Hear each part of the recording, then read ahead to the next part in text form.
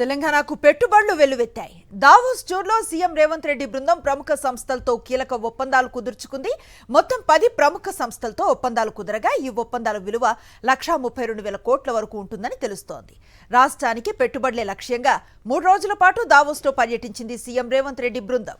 వివిధ సంస్థలతో వరుసగా సమావేశాలు నిర్వహించింది. దావోస్ వేదికగా 10 ప్రముఖ సంస్థలు ఎంఓయూలు కుదుర్చుకున్నాయి. ఈ ఒప్పందాల ద్వారా రాష్ట్రానికి 46,000 ఉద్యోగాల అవకాశాలు లభించనున్నాయి. సన్ పెట్రో కెమికల్స్ సంస్థ భారీ పంప్డ్ స్టోరేజ్ జల విద్యుత్, సోలార్ విద్యుత్ ప్రాజెక్టులను ఏర్పాటు చేసేందుకు నిర్ణయించింది. నాగర్ కర్నూల్, మంచిర్యాల, ములుగు జిల్లాల్లో సన్ పెట్రో కెమికల్స్ సంస్థ ప్లాంట్లు ఏర్పాటు చేయనుంది. 4,300 మెగావాట్ల పంప్డ్ స్టోరేజ్ హైడ్రో విద్యుత్ ప్లాంట్తో పాటు 5,440 మెగావాట్ల సోలార్ విద్యుత్ ప్లాంట్ ఏర్పాటుకు ముందుకొచ్చింది. రాష్ట్రంలో 45,500 కోట్ల పెట్టుబడులు పెట్టనుంది. దీని ద్వారా 7,000 ఉద్యోగ అవకాశాలు లభించనున్నాయి.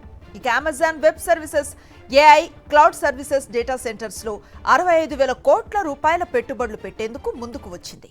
అలాగే రాష్ట్రంలో అత్యాధునిక ఏఐ డేటా సెంటర్ క్లస్టర్ ఏర్పాటు చేసేందుకు కంట్రోల్ ఎస్ కంపెనీ సంసిద్ధతను వ్యక్తం చేసింది. 400 మెగావాట్ల సామర్థ్యంతో డేటా సెంటర్ ఏర్పాటు చేయనుంది.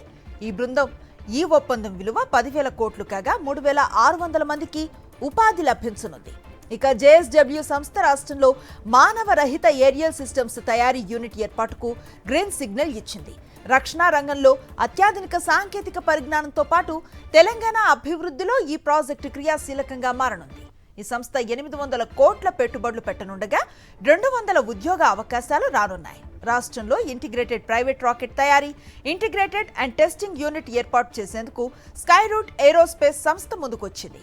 ఇక దావోస్ వేదికగా మెగా ఇంజనీరింగ్ సంస్థతో 3 కీలక ఒప్పందాలను కుదుర్చుకుంది రాష్ట్ర ప్రభుత్వం.